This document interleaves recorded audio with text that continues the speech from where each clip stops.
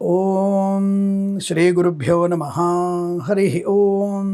సర్వమంగళమాంగళ్యే శివే సర్వార్ధసాధికే శరణ్యే త్ర్యంబికే దేవి నారాయణి నమోస్తుతే. నమస్తే. శ్రీ పరాభవనామ సంవత్సరంలో మీనరాశి వారికి ఆదాయ వ్యయాలు, గోచార ఫలితాలు, రాజపూజ్య అవమానాలు ఎలా ఉన్నాయి గురుగారు? సొంత ఇల్లు కొనాలనుకుంటున్నా, సినిమా ఎట్టిపతి తీయాలనుకుంటున్నా, నేను సినిమా తీసి గెలవాలనుకుంటున్నా, నేను హీరోగా వెళ్ళాలనుకుంటున్నా, కొత్త వ్యాపారం చేయాలనుకుంటున్నా, విదేశాల్లో నేను నా పొజిషన్ టాప్లో ఉంచాలనుకుంటున్నా, ఏమైనా అటువంటి అవకాశాలు ఉన్నాయా గురుగారు? ఒక్కసారి జన్మజాతకాన్ని పరిశీలింపజేసుకోండి. జన్మజాతకంలోనే దశాంతర దశల ఫలితాలు బాగా తెలుస్తాయి మీకు.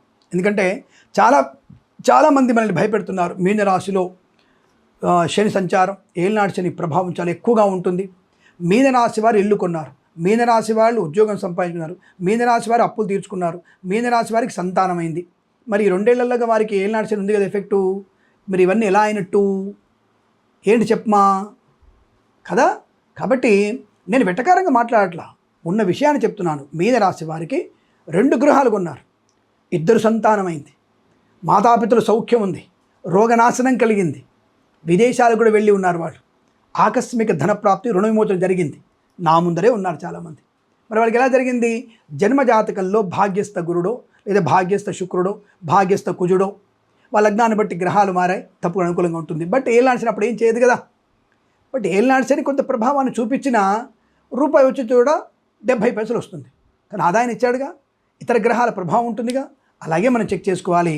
దాన్ని బట్టి మనం ఈ పరాభవనామ సంవత్సరంలో ఈ రాశి వారికి ఆదాయ వ్యయాలు ఎలా ఉన్నాయి, రాజపూజ్య అవమానాలు ఎలా తెలుసుకునే ప్రయత్నం చేద్దామా? ఆదాయం 14, వ్యయం 11,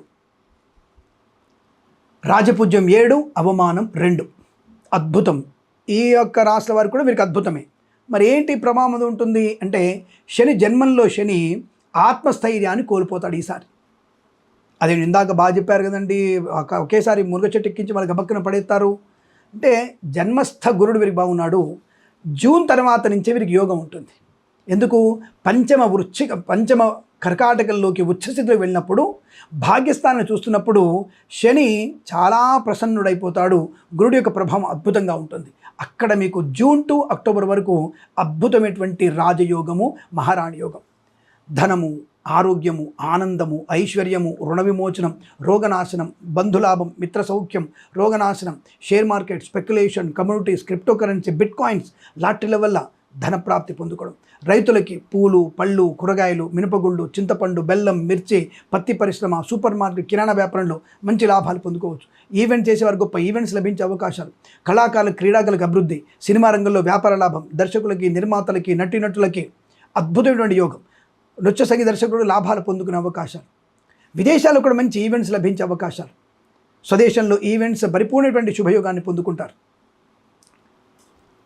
అలాగే మరి వీరికి మైనస్ ఏంటి అంటే, కేతు భగవానుడు అలాగే కుజుడు, ఈ 2 గ్రహాలు వీరికి ఔషధాన్ని తీసుకునే అంటే రోగాన్ని తెప్పిస్తారు. ఏమిటేమిటి రోగాలు? అదే కొద్దిగా ఇబ్బంది కలిగిస్తుంది.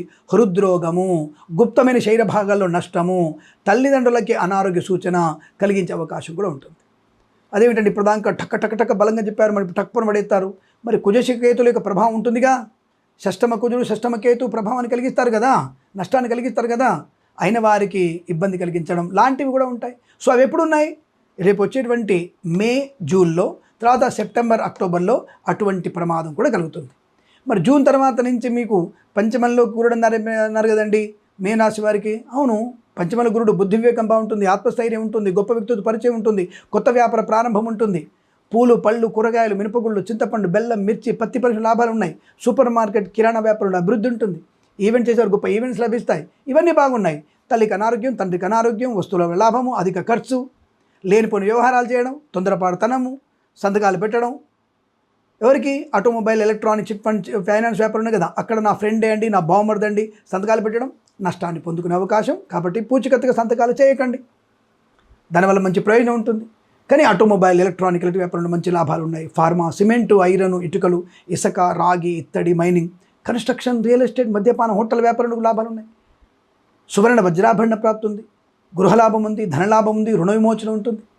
అలాగే ఇంటీరియర్, ఎక్స్టీరియర్ ఫర్నిచర్, గాజు పరిశ్రమ, boutiques, beauty parlour, bamboo depot, బాణసంచి కర్మాగారం, టైల్ల వ్యాపారం, ముద్రణాలయం, గ్యాస్ వ్యాపారంలోను, కన్స్ట్రక్షన్, రియల్ ఎస్టేట్, మద్యపాన, హోటల్ వ్యాపారంలో లాభాలు ఉన్నాయి.